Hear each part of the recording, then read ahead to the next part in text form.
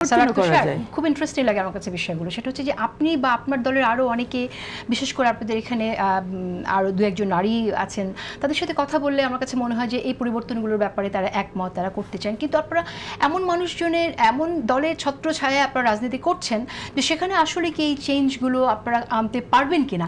আপনারা কি কখনো মামুনুল হকের সাথে কথা বলেছেন? তিনি তো আফগানিস্তানে গেছেন, আফগানিস্তানে কিভাবে নারীদের অধিকারকে ডিল করা হয় তিনি সেই বিষয়ে উনি কথা বলে এসেছেন। আমার সৌভাগ্য হয়নি ওনার সাথে একটা সাক্ষাৎকার করে নেয়ার, তিনি জানি না কেন উনি হয়নি আর কি। তো আমি একটু জানতে চাই যে আফগানিস্তানে তো আমরা কদিন আগে দেখলাম এরকম একটা রুল জারি করেছে যেখানে আপনার একজন স্বামী তার স্ত্রীকে হাড় না ভাঙা পর্যন্ত মারতে পারবে। তো এই রকম একটি মানে দলের নেতাদের সাথে, যারা সরকারে আছে তাদের সাথে তিনি ডায়ালগসে যাচ্ছেন এবং জানছেন তাদের এখানে নারীদের কীভাবে ডিল করা হয়। তো আপনারা কি কখনো তাদের সাথে কথা বলেছেন যে আসলে নারীর পুরুষের সমান অধিকার তারা মানবে কিনা?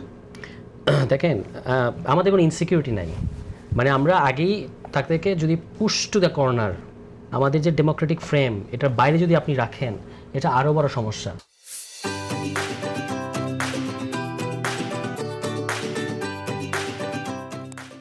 আপনাকে তাকে মানডেন করতে হলে, প্রোফেন করতে হলে আরও এই আমাদের ডেমোক্রেটিক ফ্রেমওয়ার্কের মধ্যে আনতে হবে, এনে আপনি যে প্রশ্নগুলো করছেন এগুলো করতে হবে।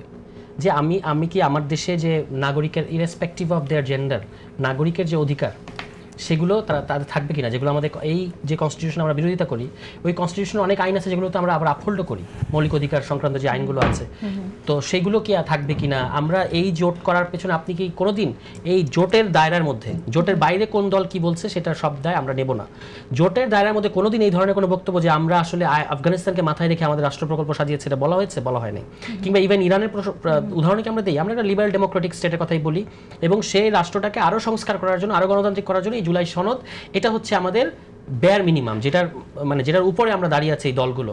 কেউ যদি এর বাইরে গিয়ে তাদের দলীয় মূল্যবোধ নিয়ে কথা বলে, সেটা তারা যদি এককভাবে কোনোদিন সরকার গঠন করতে পারে, বাংলাদেশের জনগণ যদি তাদেরকে নেয়, তখন দেখা যাবে, এবং তখনও তারা যে সবকিছু করতে পারবে। আপনি যেভাবে বলছেন ব্যাপারটা কখনোই সেরকম হতে পারে না, কারণ হচ্ছে জামাত অনেক বড় দল। আপনাদের তুলনায় জামাত যদি ক্ষমতায় যায়, আপনাদের মতো দলগুলোর সহযোগিতায় কোনো একদিন, তাহলে জামাত যা করবে সেখানে আপনাদের আসলে স্টেক কতটুকু থাকবে এটা আমার কাছে মনে হয় যে আমি শিওর না যে আপনারা পুরোপুরি নিয়ন্ত্রণ করতে পারবেন। না, জামাত তো গত 17 বছর এরকমই ছিল। হ্যাঁ, বরং আমি দেখছি জামায়াত অনেক নিজেরা একটা সংস্কার মধ্যে দিয়ে যাচ্ছে। গত 17 বছর জামায়াত আরও কট্টর ছিল, এমনকি যখন 2001-06 বিএনপির সাথে তারা ছিল, তখনও তারা আরও বেশি কট্টর এবং আরও বেশি রক্ষণশীল ছিল। এখন কিন্তু তারা আরও বেশি নিজেদেরকে একটা রিফর্মের মধ্যে দিয়ে নিয়ে যাচ্ছে, এবং সেটা আমাদের রিফর্ম নিয়ে আমরা কথা বলবো। আগামীকাল আন্তর্জাতিক নারী দিবস, সে উপলক্ষে একটুখানি শুনি। আমি প্রধানমন্ত্রী তারেক রহমান তিনি অলরেডি বলেছেন এমন দেশ গড়তে চাই যেখানে নারী পুরুষ সমান অধিকার ভোগ করবে। সরকার শিক্ষা, অর্থনীতি, স্বাস্থ্য, রাজনীতি সহ সব স্তরে নারীর সক্রিয় কার্যকর অংশগ্রহণ নিশ্চিত করতে অঙ্গীকারবদ্ধ তিনি বলেছেন। আপনারা কিভাবে দেখেন তার এই বক্তব্যকে এবং তার যে উদ্যোগগুলো তিনি নিচ্ছেন নারীকে আকাঙ্ক্ষা হিসেবে? এটা খুবই ভালো। উনি তো সরকার প্রধান হওয়ার পর থেকে অনেকগুলো ভালো ভালো আকাঙ্ক্ষা প্রকাশ করেছেন, যেগুলো খুবই ভালো, কিন্তু আমরা এটার মানে ইমপ্লিমেন্টেশনটা দেখব। আপনি যেমন চাঁপাইনবাবগঞ্জ ঘটনাটাকে সামনে আনলেন, আপনি কিন্তু ঢাকা বিশ্ববিদ্যালয়ের ছাত্র দলের কেন্দ্রীয় সভাপতি তিনি যে তার দলের নেত্রীদেরকে ওই মসজিদের খতিব এসেছেন বলে নামিয়ে দিয়েছেন স্টেজ থেকে, যেটা ভিডিওটা সামাজিক যোগাযোগ মাধ্যমে ভাইরাল হয়েছে, এটা কিন্তু কিন্তু ঢাকায় ঘটনা, এটা কিন্তু আমরা সামনে আনলাম না। এটাই কিন্তু আমাদের সবার, মানে আমি যেমন বাংলাদেশ ব্যাংকের ঘটনাটাকে পিক করি কারণ আমার পলিটিক্স আছে, আবার এইটা যখন আমরা একটা জিনিস এড়িয়ে যাই ওটার পেছনেও পলিটিক্স থাকে। হ্যাঁ, ফলে এই যে যেহেতু ছাত্রদল বিএনপির সাথেই যুক্ত একটা ছাত্র সংগঠন এড়িয়ে গেছে, এটা পলিটিক্স থাকে সেভাবে দেখার কোনো কারণ আপনার নেই। আপনাকে বলি নেই, মানে আমি বলছি যে অনেক ঘটনা কিন্তু আমরা এরকম যার পলিটিক্স অনুযায়ী কোনো ঘটনাকে এড়িয়ে যাই, কোনো ঘটনাকে বেশি সামনে আনি, এটা থাকবে। কিন্তু তার মধ্যে থেকে আমাদের দেখতে হবে যে এই যেটা আপনি বললেন যে প্রধানমন্ত্রী হিসেবে তিনি যেমন নারীরা যেহেতু আমাদের সমাজে পিছিয়ে, ফলে একটা পজিটিভ ডিসক্রিমিনেশন করে হলেও তাদেরকে একটা এন্টাইটেল করতে চাচ্ছেন, এটা তো আমরা অবশ্যই সমর্থন করি। কিন্তু এর পাশাপাশি আমি বললাম যে এই ঘটনাগুলো তার রাজনৈতিক দল, তার ছাত্র সংগঠন যখন ঢাকা বিশ্ববিদ্যালয়ের মতো বাংলাদেশের সবচেয়ে সেরা প্রতিষ্ঠান এটা করে, তখন কিন্তু সেটাও আমাদেরকে মানে নিন্দা জানাতে হবে যে কেন আপনি মসজিদে ক্ষতি পেয়েছে, তাহলে আপনি কেন আমরা তো এটা আপনি অ্যাপ্রিশিয়েট করেন। যেদিন আমরা জোটের করলাম, ওই সব প্রার্থীদের ঘোষণা দিলাম, আমরা জামায়াতের আমিরের পেছনে আমাদের নারী নেত্রীকে বসাইছি, সারা দেশে এটা দেখেছে। আপনি এখনো দেখবেন যে জামায়াতের আমিরের পেছনে মনিরা শারমিন বসা ছিল।